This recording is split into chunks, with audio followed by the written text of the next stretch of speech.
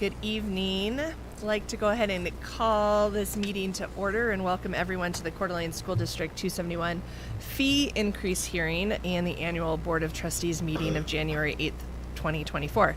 Would everyone please rise, and together we'll join in the Pledge of Allegiance. I pledge allegiance to the flag of the United States of America and to the republic for which it stands, one nation, under God, indivisible, with liberty and justice for all. That's right. Well, good evening and welcome back, everyone, and welcome to 2024. It's good to get going and to be back in this space again.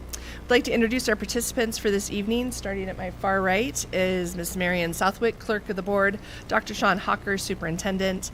To my left is Ms. Leslie Bierke, Board Member, Ms. Heather Tenbrink, Board Member, Ms. Allie Anderton will be joining us in just a few minutes. Jimmy McAndrew is right down there and will be sworn in here shortly, and I'm Rebecca Smith, Board Chair. At the conclusion of the first part of our meeting tonight is a little different because we're going to do our fee increase hearing first, and then we will begin our annual meeting and the swearing in of our new trustees. Public comment on the fee increase and district-related items are scheduled near the start of these portions of each of those parts of the meeting.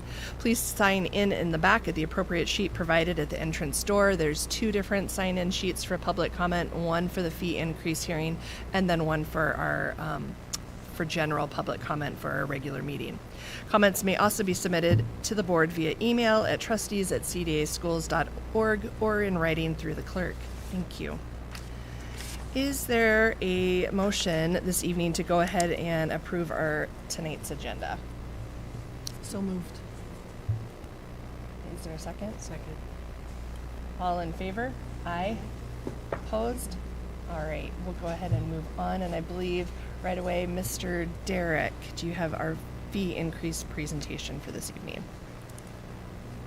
Yeah, I do. And so Chair Smith and Trustee Bierke, Tenbrink, and McAndrew, I just wanted to go over a little bit of the information. We have a driver's ed program in the Coeur d'Alene School District, and actually we're of the three larger districts in the county, we're the only one that still maintains a school-based driver's ed program, and it has been a successful program. We serve roughly 250 students a year in the program, and we have a dedicated instructor for it.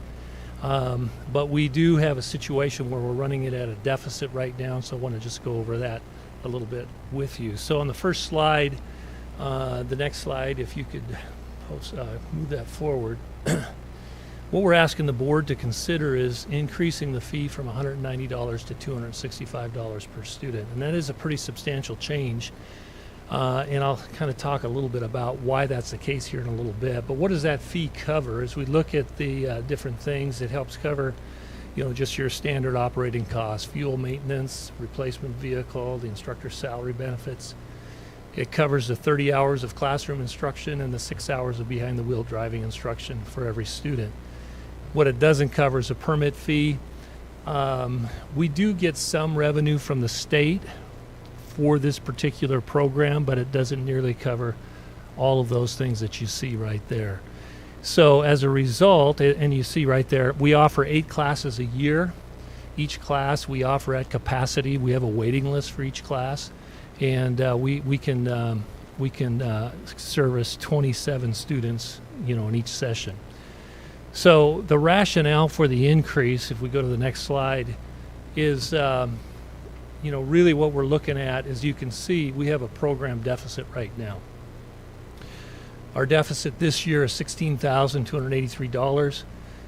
If we can increase that to $265, it would cover, most of the deficit. We also, just for your information, we went back 12 years, and in 12 years we've never had increased the fee, and that's kind of why we're at a place where we're at right now. So, and it probably was even further than that. We went back 12 years ago and it was still $190 a student. And so, therefore, as you look at the different agencies around the region, for a private company, what a student would pay if they're going to take a private driver's ed class. It's going to cost them anywhere from $390 to $675, depending upon the company and the agency. Most of those don't offer classroom instruction, like in-person classroom instruction. They have to take a online course, which is an additional fee to, the fees that you're seeing right there.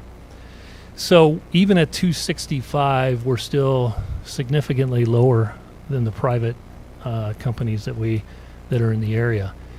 So, like I said, we've kind of found ourselves. We have a program. It's a great program. It serves our students, and we're one of the only districts that still offers it. And we only offer it to our students in our district. And just so you're aware of that.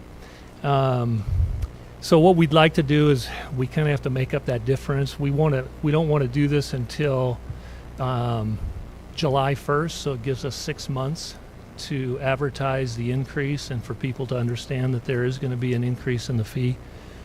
And then in the future, what we would propose is, we can raise it 5%, on a, every other year basis or something like that, so that we kind of can have a gradual increase to cover the inflation costs, fuel maintenance and all that stuff, rather than doing it, once every 15 years. Is kind of what we're at. So that's kind of the rationale. That's what we're asking for in order to maintain this program. I guess, is there any questions that you have relating to the fee increase that we're proposing? I was just going to say, have you put this out to parents or anybody yet? Have you gotten any feedback? Well, Marianne, I think clerk of the board, is this out for public? Okay. Yeah. Okay. So it's coming. Yeah. Okay. Yeah. Right. Okay. Recently. Okay. Thank you. Yeah. And at this point, we haven't had any feedback, have we, that you know of, that you're aware of? Yeah. And in talking to our instructor about it as well, and, he's just has said, his recommendation was he wished we would have done this on a gradual basis as well over the course of the years. That it? All right. Any other? I don't think so. Thank All right. you, Mr. Derrick. So that then does conclude the presentation portion of this hearing, and now we do move to public comment on hearing increases. And is there any public comment? No. All right. And so then at this point then, hearing that there's no public comment on this concludes the fee increase hearing. An action item related to the proposed fee increase will take place later in the meeting during the consideration of action portion of the agenda. Thank you. And now we'll move into our annual meeting. All right. And next thing on the agenda is the swearing in of our newly elected trustees. So both of our trustees, and Ms. Southwick has the pleasure of doing that.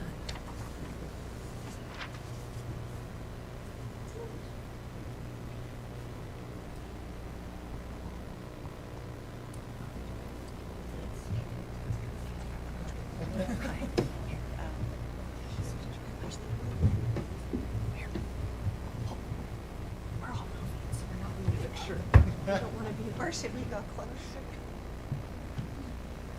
Okay. I'll read it. Seth, you got me? No. Yeah? Okay. I'll read a phrase, and then if you could just repeat after me, we'll just go in that fashion. Okay. I do solemnly swear that I will support the Constitution of the United States and the Constitution of Idaho, and that I will faithfully discharge the duties of trustee of Coeur d'Alene School District 271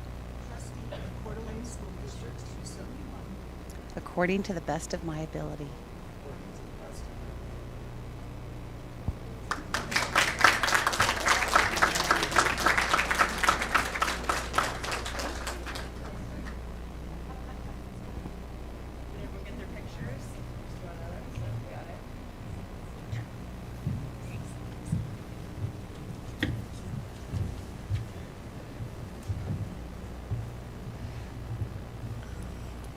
Congratulations, welcome. And thank you to the community for electing and going through the process. And so we look forward to the next couple of years. All right. The next thing we're going to do is review our trustee code of ethics. And there's 16 ethics, and we each have a copy of them in our packet. And there's 16 ethics, and they're up on the board as well. And we're going to take, if it's all right, can we take 10 minutes and just read them out loud? Because I know we've read them, but I think the community deserves sometimes, because there's good stuff in here. And I think it's the beginning of the year, and let's review, not just for our sake, but for the community's sake as well. Is that all right? And so maybe if we each want to take just 4, and we can kind of go down the line or popcorn them, and then we sign them as trustees, and then we move on. But I think publicly stating what we pledge to live by is always a good thing. So would someone like to read our first ethic that we live by? Yeah, we'll start at the top and we can work our way down. And you want to do the first couple, Sure. Leslie? Do the first 3? It starts: as a member of the Coeur d'Alene Public School Board of Trustees, I will strive to improve student achievement in public education, and to that end, I will, number 1, attend all regularly scheduled board meetings insofar as possible, having read my packet, ensuring that I am informed about the issues to be considered at the meetings. Number 2, recognize the board must comply with open meeting law and only has authority to make decisions at official board meetings. Number 3, make all decisions based on the available facts and my independent judgment, and refuse to surrender that judgment to individuals or special interest groups. Number 4, understand that the board makes decisions as a team. Individual board members may not commit the board to any action unless so authorized by the official board action. Number 5, recognize that decisions are made by a majority vote and the outcome should be supported by all board members. Number 6, acknowledge that policy decisions are a primary function of the board and should be made after full discussion at publicly held board meetings, recognizing that authority to administer policy rests with the superintendent. Number 7, be open, fair, and honest. No hidden agendas, and respect the right of other board members to have opinions and ideas that differ from mine. Number 8, recognize that the superintendent is the board's advisor and should be present at all meetings, except when the board is considering the superintendent's evaluation, contract, or salary. Number 9, understand the chain of command and refer problems or complaints to the proper administrative office while refraining from communications that may create conditions of bias should a district concern ever rise to the attention of the board as a hearings panel. Keep abreast of important developments and educational trends, research and practices by individual study and through participation in programs providing such information. Number 11, respect the right of the public to be informed about district decisions and school operations. Number 12, understand that I will receive information that is confidential and cannot be shared. Number 13, give staff the respect and consideration due skilled professional employees and support the employment of those best qualified to serve as district staff while insisting on regular and impartial evaluation of all staff. Number 14, present personal criticism of district operations to the superintendent, not to district staff or to a board meeting. Number 15, refuse to use my board position for personal or family gain or prestige. I will announce any conflicts of interest before board action is taken. And number 16, remember always that my first and greatest concern must be the educational welfare of the students attending the public schools. Thanks. Now we got to sign them, and we all sign a copy, each of our copies, and we pass them down to Ms. Southwick. So.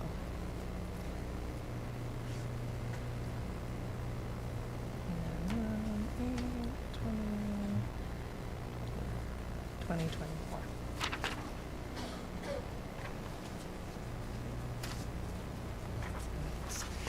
All right. Welcome. All right.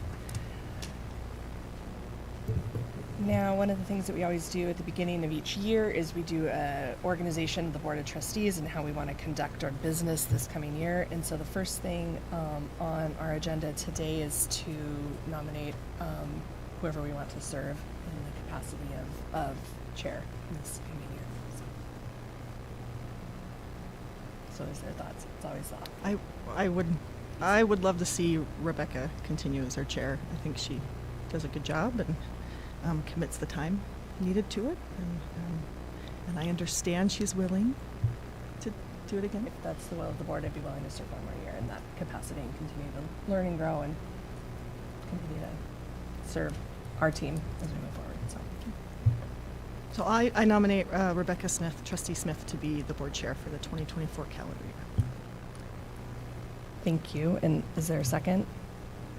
I would second that. Thanks. All in favor? Aye. Aye. Opposed? Well, thank you for that. The next thing that we need to do is nominate a vice chair for this coming year. And is there any discussion on that, or?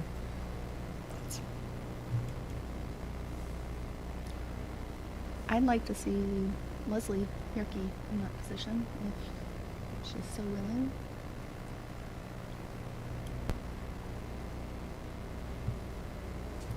Okay. I'll move to elect Trustee Bierke as board vice chair for the 2024 calendar year. I'll second that. All right. Any other discussion? All in favor? Aye. Aye. Opposed? All right. There you go. Yes, I'm already in that seat. The next thing is that there's a motion there. We do need to elect our Board of Trustees treasurer, clerk of the board, and a public records custodian. And so there is a motion there that's in the. I move to elect Shannon Johnson as board treasurer for the 2024 calendar year, elect Marianne Southwick as clerk of the board and backup public records custodian for the 2024 calendar year, and elect Donna Spearin as public records custodian and backup clerk of the board for the 2024 calendar year. I'll second. All in favor? Aye. Any opposed? Congratulations. All right. And then the next thing that we need to do is there's a motion there to establish our schedule for the 2024 regular and special board meeting. I'd like to have a little bit of discussion about that if possible. Okay, yeah. I know it was brought up during the election or campaigning sessions that it would be helpful to the community, and I feel like it would be helpful to us as a board as well to push our meetings out a little bit farther into the week so that we have more time to consider all the information that's put into these packets, not only ourselves but the public as well, and have more time for the cabinet to be able to respond to our questions and be able to answer, whether that be a Tuesday or a Wednesday instead of a Monday. So pushing the meeting back, or just when we receive information? Pushing the meeting out by 1 or 2 days and still getting the information on Thursday evening, Friday. So we have more time to consider that information. There was some talk, I think you mentioned at some point, maybe having board meetings on Tuesdays rather than Mondays. I didn't see that, but that would be fine too. My preference would be to maybe try to get the board packet out on like Wednesday rather than switch our meeting, just because Mondays have been our meeting a long time, but and kind of how I've set up my calendar. I could defer to Sean on this, but I think that it would be much more difficult for the cabinet to get the packet information out earlier. That's a loaded question because I know I've probably been pushing a little bit to get off Mondays because there's a big football game on tonight. There's lots of good things on Mondays, but I get teased about that as well. I think really I would just need to defer to my team, specifically in finance. I think that's the current turnaround. If you remember a full year ago before this, I believe we had our meetings on the first Monday of the month instead of the second. And that was very challenging to reconcile the bank statements and take care of all of the bills and just the procurements and have those out within a couple days of the first of the month in order to have the public be able to review it and in time for a board meeting. So pushing it back a week has been, I think, has been very good.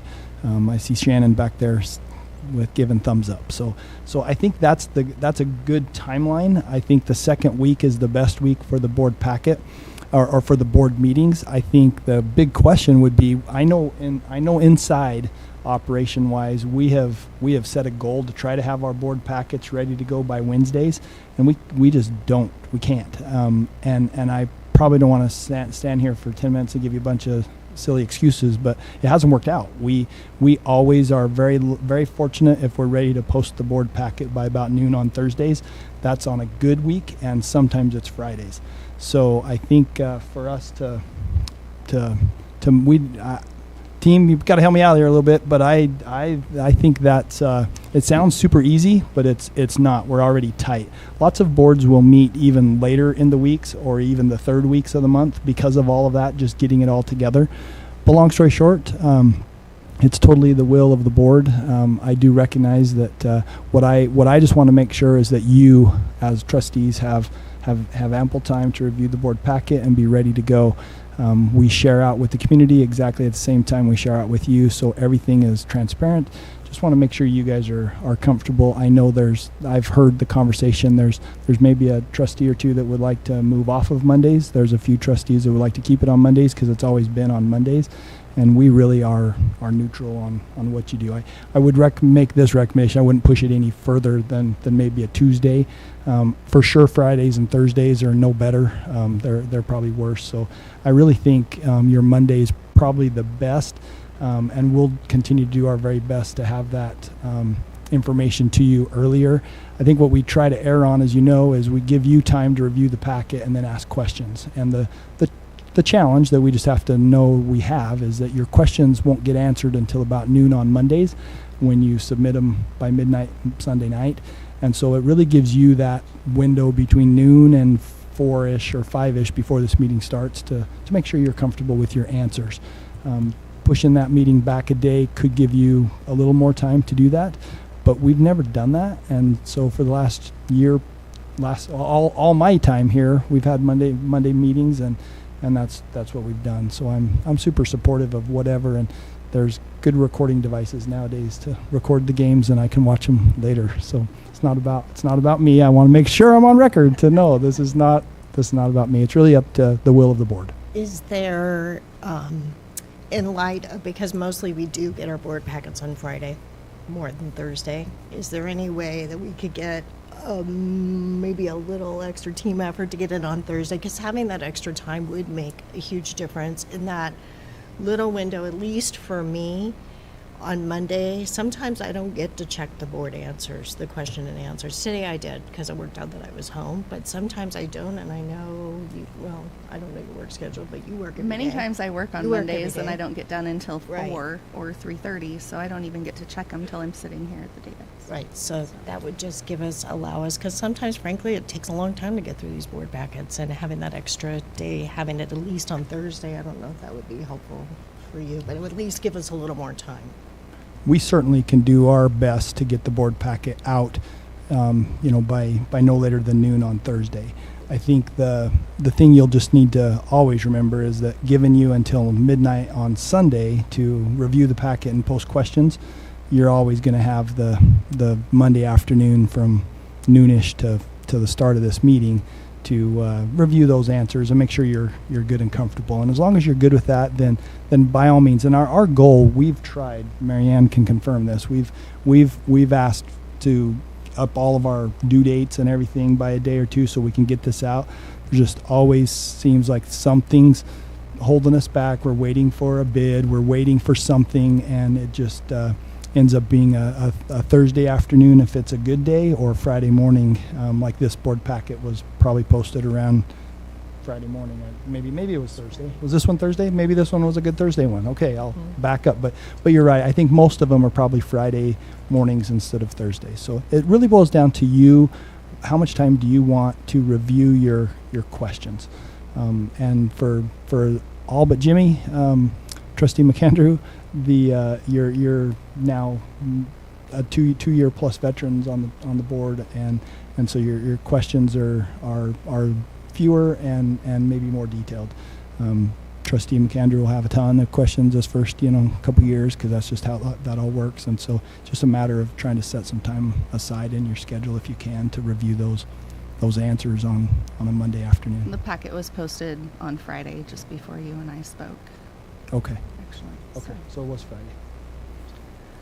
So I feel like more of the kids sports, and that falls on Tuesdays and And Thursdays Tuesdays and- Fridays. So, for myself, For the farther we myself. get into the week, the crazier it gets, and so that's my hesitation with moving it off there. But totally hear the need, and I think administration hears the need for the earlier we get it, the more that we can review. So that would be my hesitation earlier in the week. Trustee Tenbrink? I mean, I could do either Monday or Tuesday. I can make that work out. If we were going to do Tuesday, would we stick to our Sunday night question deadline, and then they'd be out by the end of the day Monday, so then we'd have Monday night. That's correct. Your answers to your board questions would still be, our goal is to have them posted by noon on Mondays. We would still, none of that would need to change. It's really just your schedule and whether or not you want to consider moving this meeting to a Tuesday or keep it on a Monday. You're right, there's far more school activities held on Tuesdays through the rest of the week than the Mondays, and I suspect that's been a driving factor to keep this meeting on a Monday. My guess is that we need, because you've already checked the calendar right now, Ms. Southwick, as far as making sure that's why there is one Tuesday on here on November 12th because of the way Veterans Day kind of falls and that type of thing. So, Yes, we presented your calendar proposal, just rolling over what you've done last year. So those would be the dates. okay. So hearing a couple different things there, is there a motion? My thoughts moving forward. I just would have concerns at this stage moving it off of our Monday nights without maybe even more discussion and reviewing the calendar at this point. So let's see where things fall. Can we move setting the calendar until our next meeting? I don't know. And then As long as you set your next meeting, and set the next meeting? And correct. then set the calendar at the next one?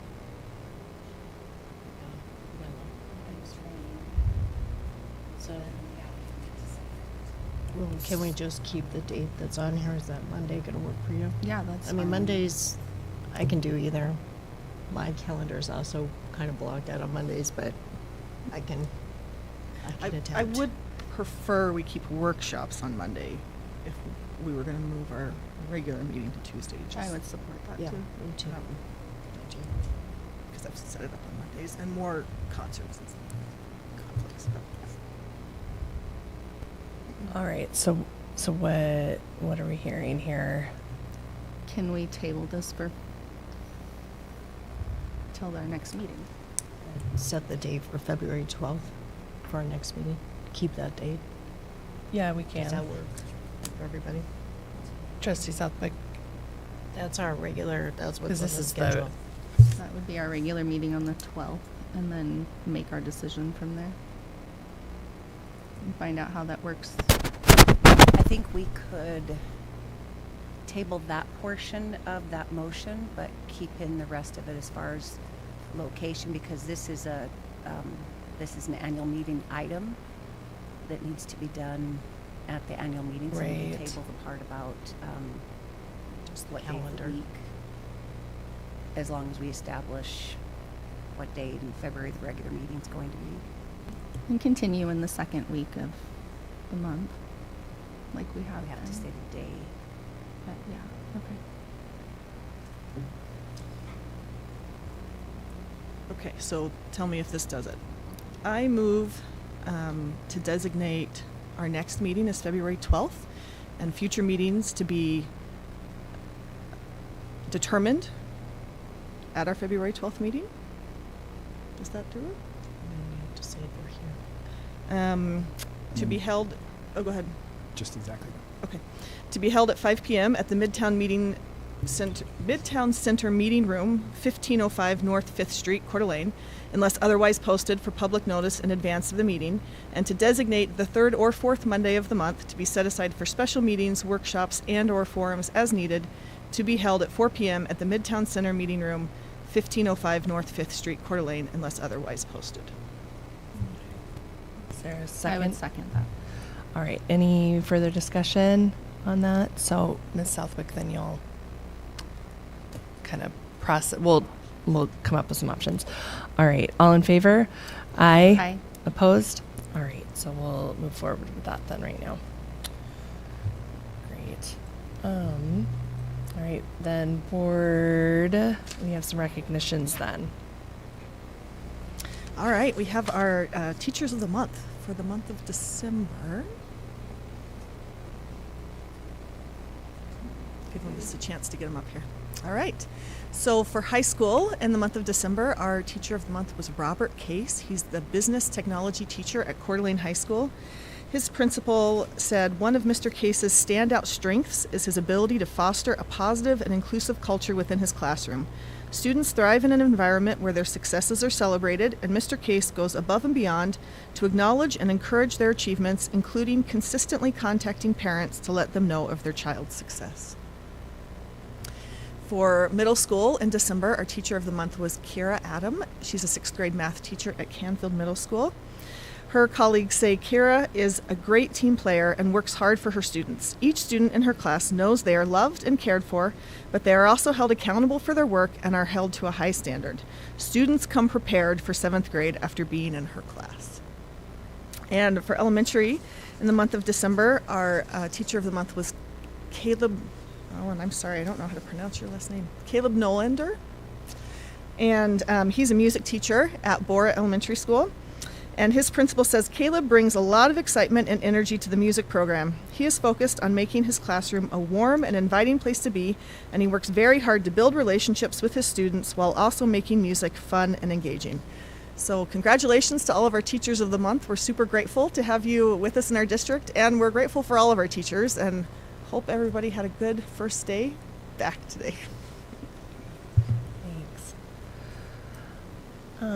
Next up is Lake City High School Student Body Report.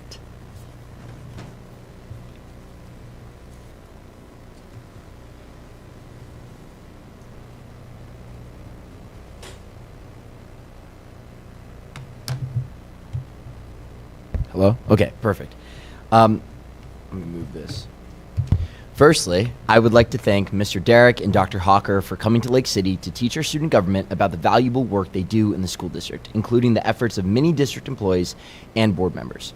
We also had the pleasure of sharing student perspectives on matters concerning the district. Furthermore, we enjoyed teaching them about Lake City's student culture, such as our mascot's name, T-Wizzy, the Timberwolf, and the significance of our block schedule. Now, good evening, esteemed board chair, members of the board, Superintendent Dr. Hawker, board clerk, Ms. Southwick, and various members of the public. My name is Luke Sharon, and I'm proud to serve as the student body president of Lake City High School. Today, I'm joined by Bradley Gilmore, ASB secretary of Lake City High School. He will elaborate on some of the initiatives we have been doing over the last month.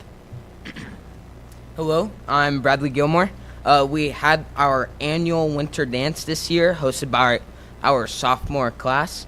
They chose the theme of Northern Lights, and I just want to say, walking into that dance with all those decorations was probably the most majestic thing I've done in years. But once again, we had a record-breaking attendance and profit for our winter dance. And to get into the winter mood, we also started up a hot chocolate fundraiser where we sold cups of hot cocoa at lunches and in the morning. This fundraiser not only bonded our student body, but also made a couple bucks off of it too. Thanks, Brad. At Lake City, we've also been intensely preparing for Fight for the Fish. For a quick refresher, our theme for this year is Lake City 3024, where we imagine what our school will look like in 1,000 years. We decorated each of our halls over winter break, A Hall, B Hall, C Hall, and D Hall, with themes from different futuristic movies: Blade Runner, The Matrix, Back to the Future, and Tron. Each class had the responsibility to decorate, and they certainly delivered. I encourage you all to visit Lake City and take a look at our decorations. We have also been gearing up for the big day on January 12th, Fight for the Fish. We've made posters, put together spirit packs, and have some very special surprises in store. Our excitement is palpable and our spirit is electrifying. Additionally, today we released our Lake City Fight for the Fish hype video online, edited and created by Nate Hewitt and Blake Lewis. After this meeting, I would love if any interested person would go to Instagram, find at LCHS_United, and watch our amazing video. Thanks, Luke. Not only are we raising money for Fight for the Fish and our student government, we are also giving back to the community through All for All. For 4 weeks now, we have had 4 separate fundraisers. The weeks were dedicated to the blanket, clothing, family needs, and hygiene drives. We got tons of donations from all the drives and are excited to disperse the donations to the community very soon with CHS. Thank you all for giving us the opportunity to share some of our recent work at Lake City. And we look forward to Fight for the Fish and the rest of the school year. Thank you. Thanks so much. And that was hype video, HYPE. Is that what it? Hype video. Okay. Hype video on Instagram. We will take a look. Thanks. All right. We'll move then right into our SAG report then, our student advisory group. And I think there's 2 microphones and we're doing something a little different here. So. Hello again. Good evening, Dr. Hawker, Board Chair, esteemed trustees, and Ms. Southwick. My name is Luke Sharon, and I'm the Student Advisory Group Chair. This last month has been very important for our Student Advisory Group. I'm joined today by Caleb Torgensen, my Vice Chair, who will talk more about our last meeting, which was attended by Seth Denniston, Dr. Sean Hawker, Trent Derrick, and Dr. Mike Nelson. We had the pleasure of meeting with Mr. Seth Dennison, our Director of Technology, Safety, and Security. He gave us updates, potential options, and ways which we can move forward with some of our short-term goals. We now understand the issue of Wi-Fi. We now understand that the issue of Wi-Fi access goes much deeper than simply expanding the wireless bandwidth.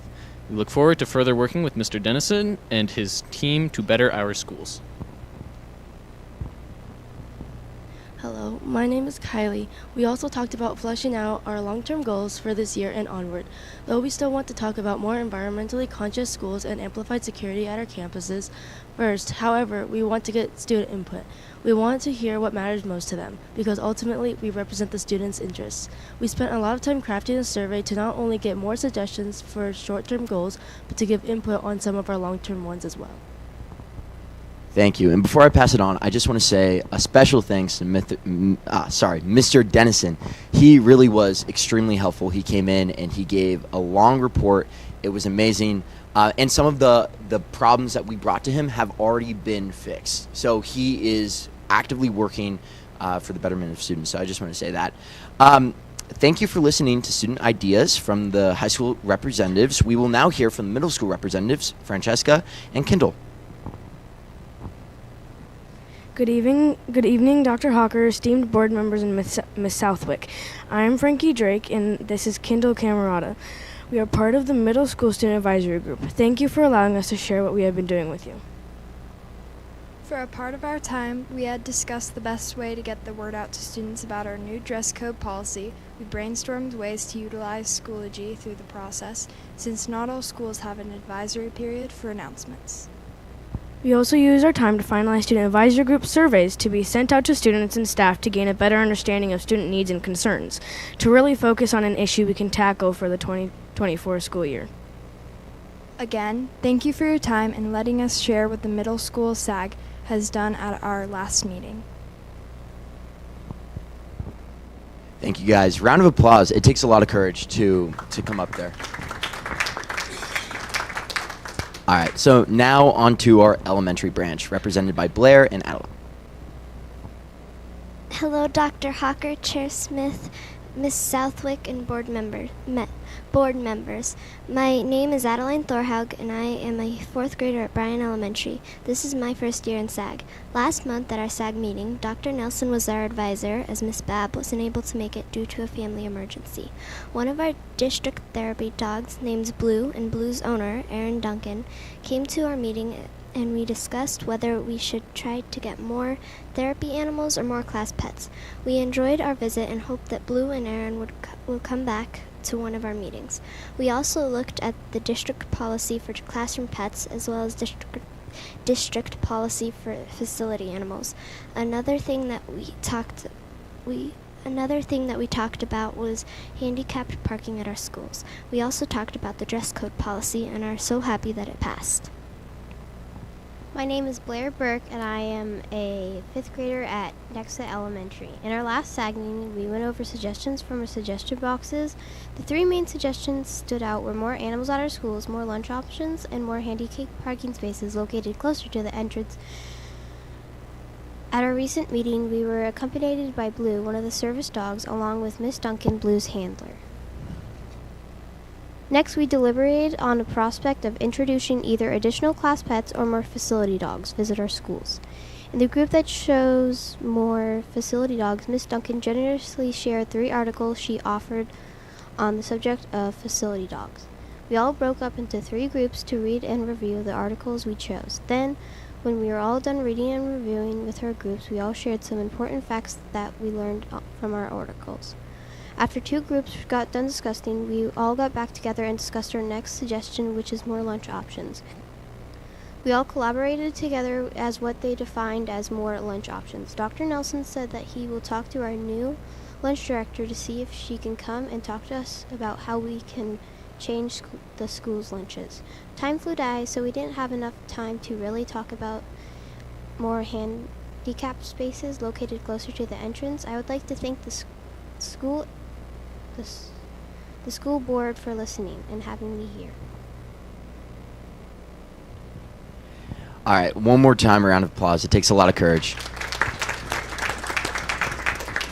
I want to thank all of our representatives for speaking tonight and being here. Thank you for allowing us to share our work with you all. We are very happy to take any questions from the board at this time. Are there any questions? I have one quick question. What school specifically were you thinking of, or in reference to the handicap accessible parking? We didn't really have a school. So it was just in general, so all elementary schools. All right, thanks. That's helpful. Any additional questions? On the lunch options, is that just for elementary? Is that for all schools? The expanded lunch options. Okay, but you're elementary, right? 4th grade?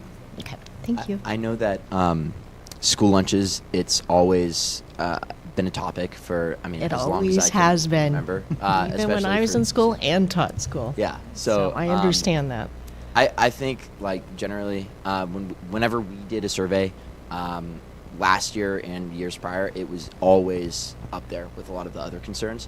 I know that that concern also persists at the middle school level as well. Great. Thank you all so much for being here, and thank you for your time and service. All right, we'll continue to move on then. We do have in our board packet a Coeur d'Alene Education Association report, and thank you, Erin, for that. We then move into our public comment. Was there any public comment back there? There's none. All right, there's no public comment signups for this evening, so we'll keep on. Here we go. Dr. Hawker, then you're up next with superintendent comments. Well, I'll be brief. I don't really have anything formal other than to just remind trustees as well, as we embark here in 2024 and our second semester, getting close to our second semester of school. The weather always is a concern. So, in fact, we will be holding kind of our first, we meet with a large group of leaders across the district and possibly bad weather days.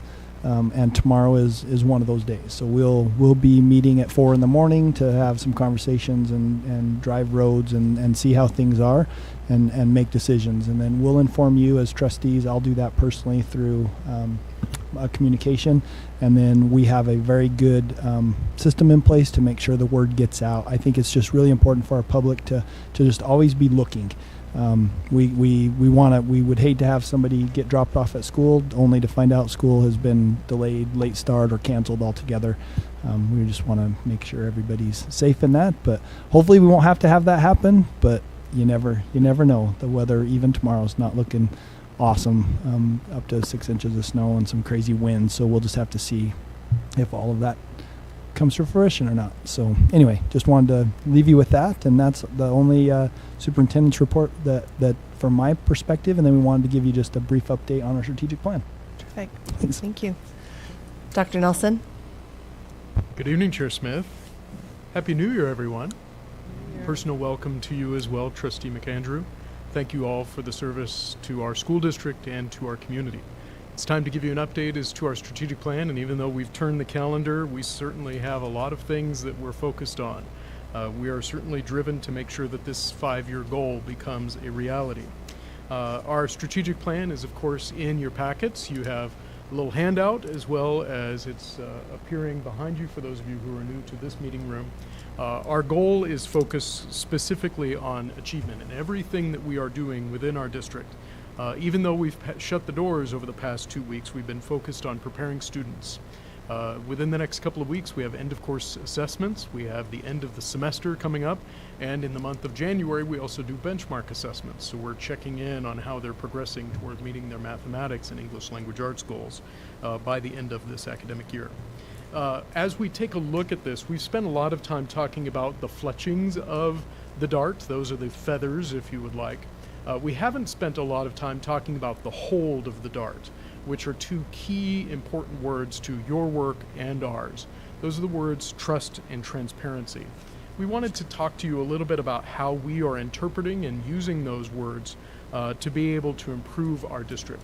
The first is making sure that people understand our goals. We are not going to be able to achieve them unless people understand them, unless people can see their lives in them. So the first thing that we've done is we've really tried to be very clear with everybody within our district of what our focus is, what our mission says, how we achieve or how we're moving our kids to become a high achieving district in the West. So our district page is up to date. It is regularly updated, and in fact, the content changes almost daily as we put in new goals and meet them along the way. The other piece is that we have developed and are finalizing both an internal and external communications plan and engagement plan to not only engage our students in the work, our staff in the work, but also the greater Coeur d'Alene community. It's not enough for us to just go to the community every 2 years when we need them to help us. It is more important for us to engage them into the processes of what's happening and to put the quality student work that is happening every single day in our classrooms in front of our community, and to let them see the qualities that our students are possessing and developing over the time within our district. The third is that we're also trying to find a better way to engage with that community. Trying to listen, we'll actually have our first ever community survey, not just asking our parents and guardians about what they feel, but trying to get a broader understanding of what the greater Dalton, Hayden, Coeur d'Alene community is saying about our schools. And to also understand maybe some of the misconceptions that are out there as well, so that we can really show the work that is going on along the way. Those need to be regular updates and include public events, performances, those types of things that are happening. Additionally, for us to really develop transparency and trust, we have to continue bringing relevant information on performance. Student achievement has to be the number one goal, and it is very clearly on our graphic, the target. Trying to find ways to be able to present that in informative and up-to-date ways so that they're not waiting for an annual report as to how our students are doing, that we have better ways to be able to see that and to be able to celebrate it along the way. And to not only talk about achievement as the goal, but also how we're using our resources. So our fiscal growth, our transportation, our safety and security practices, all of those have to be brought into ways that people can click and find what they're looking for and understand how those resources are being used. The final piece of that, not only does board policy and state law protect our student privacy and our data security, but more reminders also to providing those safeguards to students themselves as well as the parents and guardians. We certainly welcome your thoughts about trust and transparency, what you hear within your representative zones, and anybody within our community by reaching out to us. Contact information is very easily there at cdaschools.org. The next slide that I wanted to talk to you about is our work around high reliability schools. Push button. There it is. We are pursuing high reliability schools at level 1. It's a 5-level process. And that level 1 certification means that by 2024-2025 school year, all of our schools will be identified as having safe, supportive, and collaborative cultures. That's a foundation that every level within our district, a student will be able to be identified as having a place where a culture and achievement will never be compromised. Day-to-day school operations are addressed also in that level, and we're very fortunate that as we prepare our first mock certifications this month with our 6 buildings there identified on the left-hand side, that we reinforce that all of our district schools will eventually be level 1 certified. That is our goal by the next year, 2024-2025 school year. And your gavel crack a couple of months ago on our professional learning plan allows us to bring back Dr. Tammy Heffelbauer, that's her on the right-hand side there, for what we call Learning for Leading. This is when we bring all of our administrators together and we talk about the safe, supportive, and collaborative cultures that we have within our buildings, and how do we use our professional learning communities to be able to support those goals. So Dr. Heffelbauer will be here this next week. We'll be talking about the indicators of what that looks like. What are the things that we should be seeing in each of our schools, and how do each of our schools have the ability to validate that information? She is an expert and one of the architects of this process, so we're very pleased to be able to have her leading our directions along the way. We talked also last month about our surveys. We should be able to have some parent survey results for you fairly soon, and we'll be sending out our student surveys this month as well. So all of that is happening, and you'll see we're doing that at different sites across the district.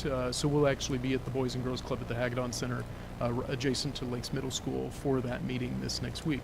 That's again one of the options that we have around developing those community partnerships. Finally, on your little handouts, did you get your little handouts? Did you get your notepads? Very good, very good. We've talked a lot about professional learning communities, and we so appreciate the fact that you showed up at our PLC Institute that we hosted in August. But we wanted to take these final few moments in this presentation to talk about the 4 critical questions. These are what we use within our school district from the classroom level all the way up to the district leadership level to make decisions. Number 1, what do we want our students to learn? If we don't know what we want our kids to learn, we're going to struggle to be able to get kids there. So we really have focused on identifying our common essential standards, our systematic approaches to learning. Then we have to figure out, okay, in all content areas, how do we know when they're there? What measures do we have in place that are consistent throughout our grade levels and content areas to be able to say, yes, in English 10, this kid knows what we need them to know. Then numbers 3 and 4 reinforce the fact that at times we need to intervene. Sometimes kids won't have learned it quite yet. They need a little bit of extra support. Or we'll have students who have already mastered it and could develop it to an even greater extent, wider and deeper. So those are our MTSS, our multi-tiered systems of support that go into place to say, okay, Luke is an exceptional learner. What are the things that we need to do now that Luke has already demonstrated mastery of this concept to allow him to be able to see this concept applied in his future career plan? What are the ways that we can provide additional homework for Luke, which is really what he wants? Glad you're listening. what are the things that we need to do to be able to provide Luke additional supports so that he can flourish in this area or be a mentor to somebody else within a classroom environment. To be able to do all of this work, we have provided a copy of this book to all of our district administrators and coaches. This is Leading PLCs at Work District-Wide, and there's a little screenshot over there on the right-hand side.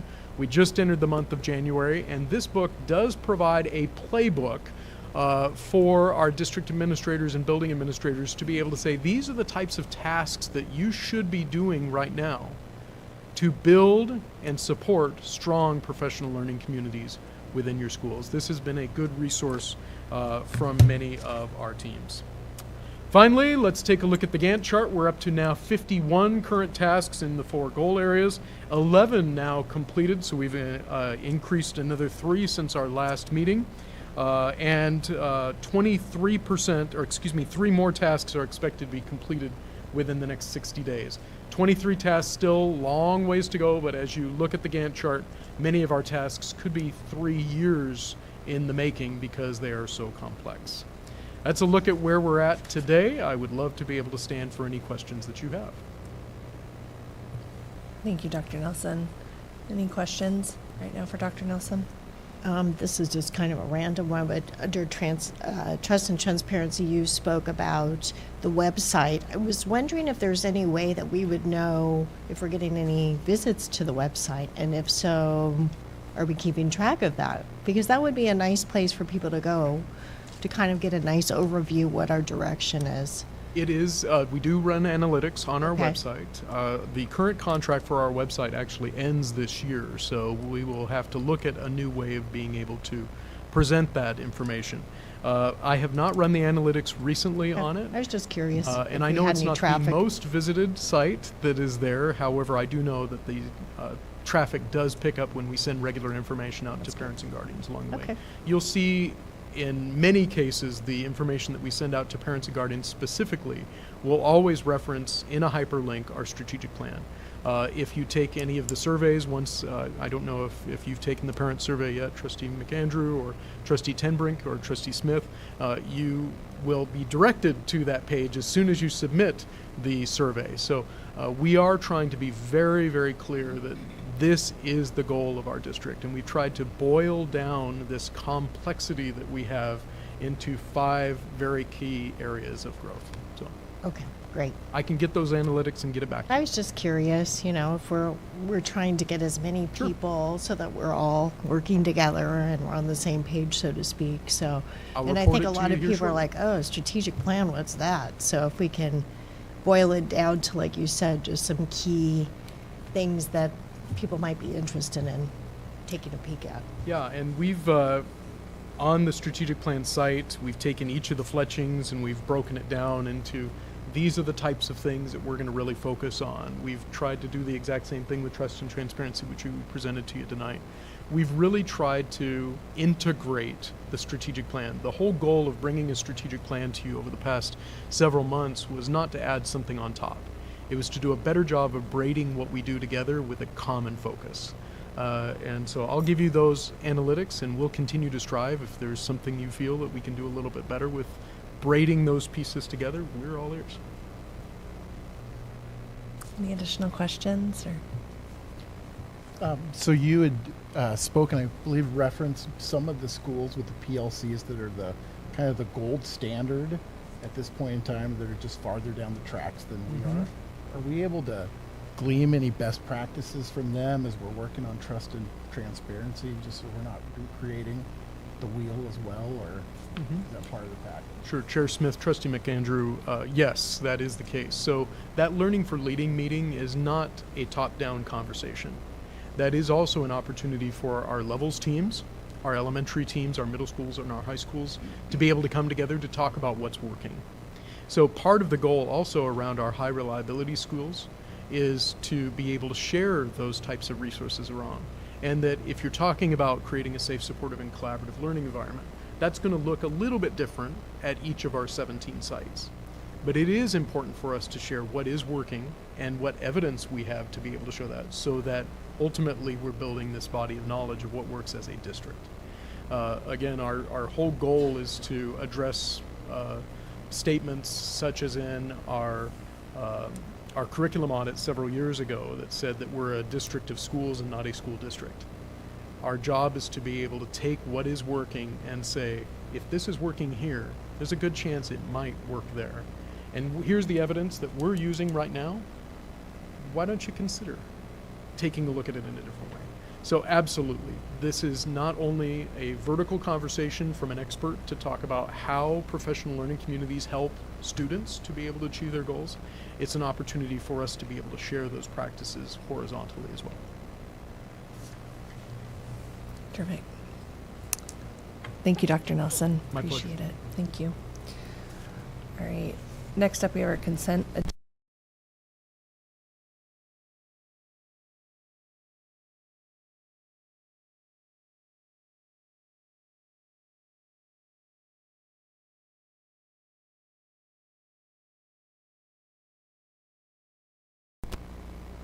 Discussion. All in favor? Aye. Aye. Opposed? All right, consent agenda is passed. I'm going to welcome Shannon as we move into additional information. I'm going to welcome Shannon Johnson up to give us a quick information on the monthly financials.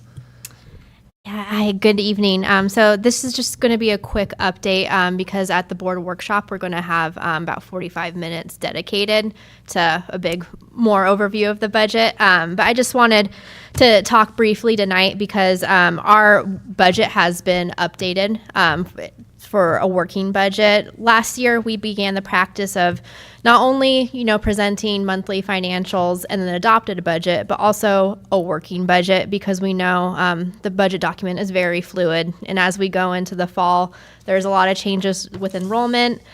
State funding can be unpredictable, which we now know it's been unpredictable. And there's also different needs with expenditures and FTE. So within the packet, there is a narrative that really explains some of the key updates with our working budget, and it's been a challenging fall. There's been a little bit of good news, but most of it is kind of unfortunate news. First, with revenues, we learned that our state revenue would be decreasing for this year.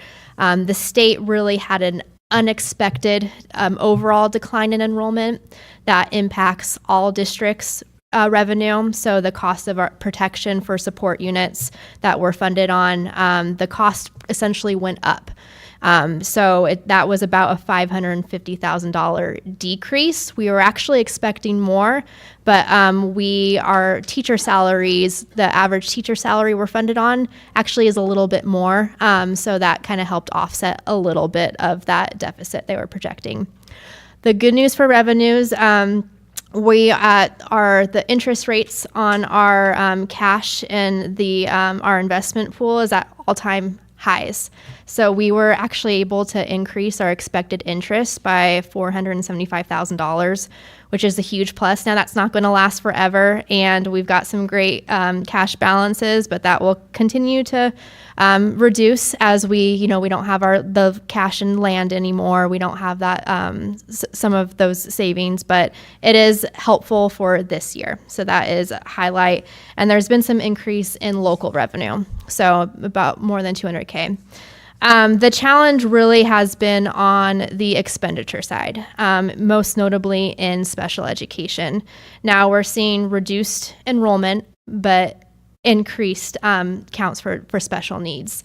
And really throughout the fall, we have gotten a lot of requests for additional FTE, and we've had to deny a lot of those requests and really only approve what was legally required.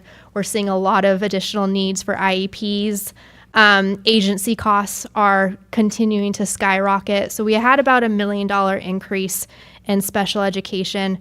We know that's not sustainable for the general fund, but we don't have the answers yet. We're going to taking deep dives into staffing with special education and some analysis, but that takes time.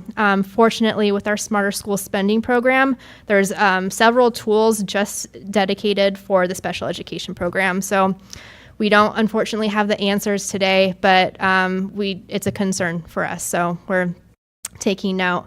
The other increase, there were some one-time cost increases. There was also we actually got to reduce some of our general fund contribution to other funds because we've saw a little bit more revenue in those other funds, so a little plus. The second biggest expenditure increase were from the general fund teaching FTE. We had 6 more than what we budgeted for during the summer. Buildings were expecting an increase in enrollment, but that didn't shake out, and we actually saw a decline. So we understand that, we're 6 over, and that needs to be right-sized for next year. So unfortunately, that was about a $500,000 increase to the budget as well. So overall, we started the adopted budget with an $800,000 surplus. We're at an $800,000 deficit at the moment. There are a lot of unknowns still, and we'll definitely know how expenditures will shake out more in May when we have estimated actuals. And we'll know if we get a supplemental appropriation from legislation to help offset some of that state revenue decline that we're seeing. There's a possibility that we might get the Critchfield asked for about $98 million to help offset the cost of protection. So we're hopeful that it might not pass, but we'll know in March if we get that, which will help our deficit. We would like to, there's a lot of unknowns, so we're not going to make any rash decisions now, but we do know there is about $1 million in ESSER deferred maintenance projects that could possibly shift over to cover the deficit. The reason why that would be important, although we know the needs are so high in deferred maintenance, our cash flow, it needs to stay healthy because we need to be able to make July payroll when we wait for our August foundation payment and while we wait for our property taxes. Super important. We look monthly, see what revenues are going out, what expenditures are going out, what our current liabilities are to make sure we have enough cash. We don't want to get into a situation where we would have to get a payroll loan for July. So it's really important, and it's our goal to at least maintain 1 month of payroll and operating expenditures in our fund balance. We're a little less than that, but it's definitely the goal to at least have 1 month, hopefully, within the next couple years, and then really striving for 2 months for the next 5 to decade. So let me know if you have any questions. We will be reviewing the budget a lot more in depth in 2 weeks, and definitely doing also a big focus on FY25 and what the continual decline enrollment is looking at like for our financials, which unfortunately is not positive. So some tough decisions that will have to be made. Great. Shannon, any quick questions or we could hold them? I don't have a question. I just wanted to say I really like the narrative that you provided. Oh, thank you. Yeah, tried to make it as understandable as possible, even though it's very complex. 2 things to also point out with the working budget, I always list the additions to expenditures. So you can always review that if you have any questions about that. And then for the first time, we've included the child nutrition financial statements as well, because that's those are, unfortunately, there's some hard times with child nutrition ever since COVID, universal meals, and then really cost increases of food, staffing, and then just the meals that we serve. It's all, it's the perfect storm. So we'll be continuing to update you with solutions to help turn that fund around, and also present that on a monthly basis so you're more aware of that fund. Great. I do have one quick question, or maybe a request for Dr. Hawker. Given that Shannon just talked a lot about special education and the issues that we're seeing there, would it be possible for you and your team to get us some more information on what's driving some of that special education needs? What's the state of kind of special education stuff? I'd be concerned and would want to hear just more about what's going on just in our whole special ed department. So, especially with some of our most vulnerable students. So. And along those lines with special ed, since our special ed population is increasing and we need more services, does that also increase the federal money that we're getting for special ed? Unfortunately, it doesn't. Not at all. And the funding really is driven based off of total enrollment as well. So we're not seeing huge increases in the federal funds. That's interesting. Yeah. Yeah, It's it was a very always complex under the formula, impression but- that special ed was for special ed students. That the was the what funding formula. funding was yeah, for. it's pretty complex and it has a little bit to do with it, but the Okay. majority is total enrollment. Interesting. Yeah, and it's about $2.3 million for more than a $10 million budget. So Okay. yeah. So Dr. Hucker, I'd especially be interested in like what are our numbers of special ed students? What are our IEPs looking like? Where's just maybe some data on all of that? And I'm sure the rest of us would as well, but that'd be great. Thanks. All right. Thank you, Shannon. Thanks so much. We'll see you in a couple weeks. All right, then the next information then is just all information there. There's no action regarding that additional information. And we'll go into our policy work then for this evening. First up is policy 3500, which is our student health physical screenings and examinations. It's been revised by ISBA to comply with policy 2425 and the parental rights. Dr. Hawker, do you have anything to present? I don't, to not us? at this time. It's there. We're hoping to have that approved as first reading and then place it out for our community input, and then we'll bring it back to you in a month or so for possible second and final reading. Great. I noticed scoliosis screening was crossed out. We're no longer doing scoliosis screening. Is that why? Well, I noticed that too, but then if you go down further, but this does not include hearing. Oh, I guess it did take it out. Dr. Nelson, I don't remember if you remember those conversations with our director of nursing as well. Oh, and I didn't even see her back there. I'm so sorry, Leanne. Thanks, Leanne. Good evening, Dr. Hawker and Chair Smith, members of the board. I'm Leanne Bullimore, Health Services Coordinator. We have not been doing scoliosis screening for several years. It's not recommended by the National Association of School Nurses to do scoliosis screening in schools. Okay, thank you. Thanks. Any other questions? Let's see, is there any other questions for Leanne while she's here? First of all, and thank you for your work on all these policies and stuff. Really appreciate all that you do for our students. Trustees, is there any other feedback then on this policy or? All right, is there a motion then? I would move to accept policy 3500 student health physical screenings examinations as presented and advance it to the public comment period. Is there a second? I'll second. Any further discussion? All in favor? Aye. Aye. Opposed? All right, so that will go out then for public comment. Second policy then that we have is policy 3518, treatment of opioid overdoses. And we did have 3 public comments, all in favor of this policy. And so, trustees, is there any discussion? We'll jump straight to discussion on this policy and the feedback of it. It's already been out then. I'm just happy to be able to get something on the books for that. Yeah. Anything else? Are we ready to? I would be willing to move to approve recommended policy 3518, treatment of opioid overdoses, including the removal of the word electronic in paragraph 6. Is there a second? I'll second. Great. Any further discussion? All right. All in favor? Aye. Aye. Opposed? All right. So policy 3518 is approved. Great. We're going to move on then to the action item from earlier, now that all of our trustees are seated. And so is there a motion or any further discussion here on the fee increase hearing? I was just going to say I support a more regular adjustment. This is a large increase. However, as someone who's had kids in driver's ed many of the last many years, it's still a good deal. Yeah.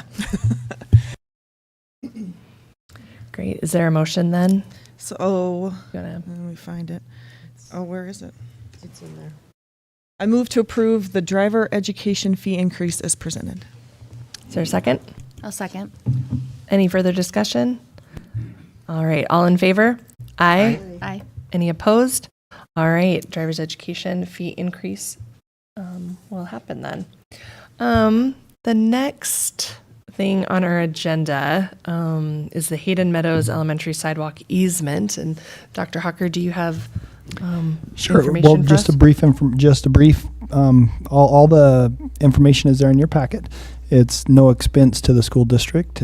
City of Hayden is proposing to put a sidewalk in, which will be a great thing, I think, leading right up to our school. We just got to give them a 3-foot easement, and that's been drafted up. That document is here as well. So it is our recommendation, and through Mr. Voller's recommendation as well, that we support this this easement request, so we can get a sidewalk leading right up to our school. Great. So I have a question that maybe Mr. Voller. And he's not here here tonight. Yes, Maybe you know. I will give it a shot. How far down the street will the sidewalk? I think it's running down the entire sidewalk, or down the entire street. There's a map there. Whole thing?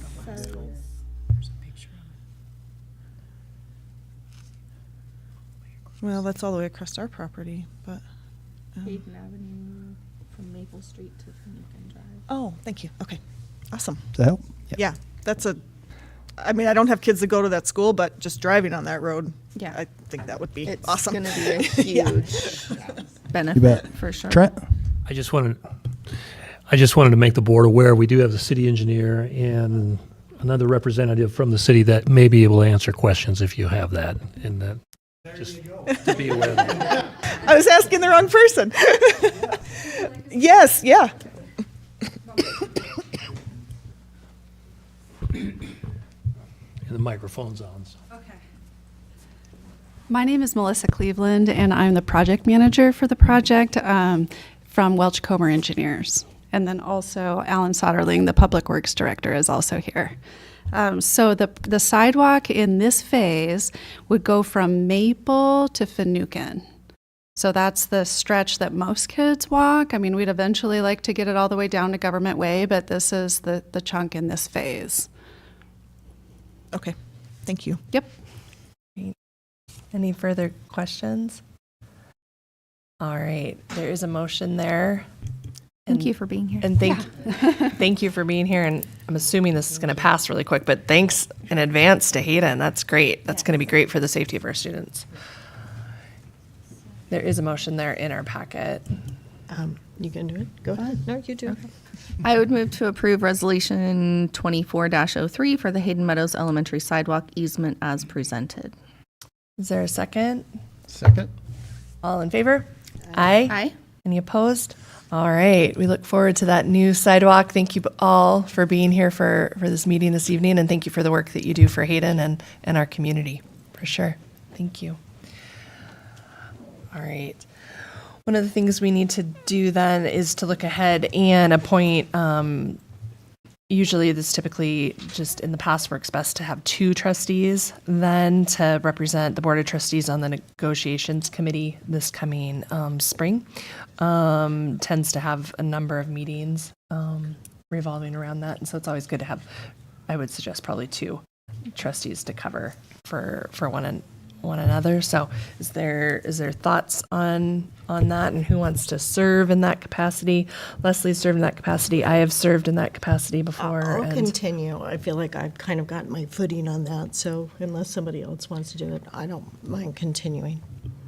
Terrific. I would suggest we have another trustee as well. It would be neat to see to Jimmy learn. in that position as well, if you're willing to. Or I'm up for neat. Good. all right. Good. Trustee Tenbrink, Trustee Anderton, are you wanting to serve in that capacity either, and just wanting to make sure that everyone's?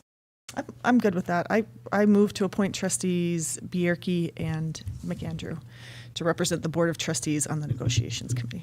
Great. Is there a second? I'll second. Terrific. Then all in favor? Aye. Opposed? Trustee McAndrew, that was your chance to. I mean, we didn't give you much of a chance there, but welcome. And so it is a great way great way to serve. So thank you.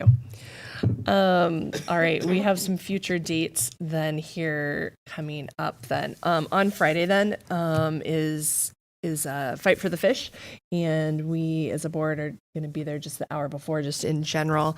4 o'clock? So, yeah. Principal Clifford has provided additional information as far as what the whole kind of schedule is, and it's not kind of what I thought it was going to be, that it starts at 7, so meet out in the Commons at 6 o'clock. So, and it sounds like there's going to be, and correct me if I'm wrong, Luke, that the Commons area students are going to start coming about 4 p.m. and from 4 till 5, students and parents, anybody who wants to attend the girls' game that begins at 5 or 5:30 actually. Everybody's staying in the Commons, and they'll open the doors to the gym at 5 p.m. So it sounds like, Luke, you want to talk more about that? Yeah, quickly. Yeah, so at 5 is when we open the doors, like you said. That's when we're telling students that Fight for the Fish will be starting, is at 5. Like you said, 5:30 is the girls' game. But it does start, we're telling students and parents and people who are coming that it starts at 5. So people will probably be showing up at 4. I know that Coeur d'Alene High School told their students to come at 4. So that could potentially be, or they're going to tell their students to come at 4. So that could potentially be a lot of people coming in the comments. So if you are available to come at 4 as opposed to 6, just please let me know. And what my thought is mingle, maybe be some crowd control. But if you're willing. Great. Sorry, that came out wrong. Well, we look forward to just being there and being a part of Fight for the Fish and cheering on both of our high schools, no matter, or maybe either way, we'll figure it out. All right. I don't know. It depends on how good that Instagram video is, the hype video is that Luke put on Instagram. So yeah, excited to go find that. All right, so that's an upcoming event that we have on our calendar. We also have board pictures on Friday, just as a reminder, on Friday the 12th. And then we've got board governance training then on the 18th right here. And then into what looks to be a pretty... There's a lot of things on the agenda for that first workshop coming up, and so just so everyone blocks out the right amount of time for that. So on the 22nd. All right. Is there a motion then to adjourn tonight's meeting? May I make a motion to adjourn tonight's meeting? Is there a second? Second. All in favor? Aye. All right. Thanks, everyone. Thank you so much.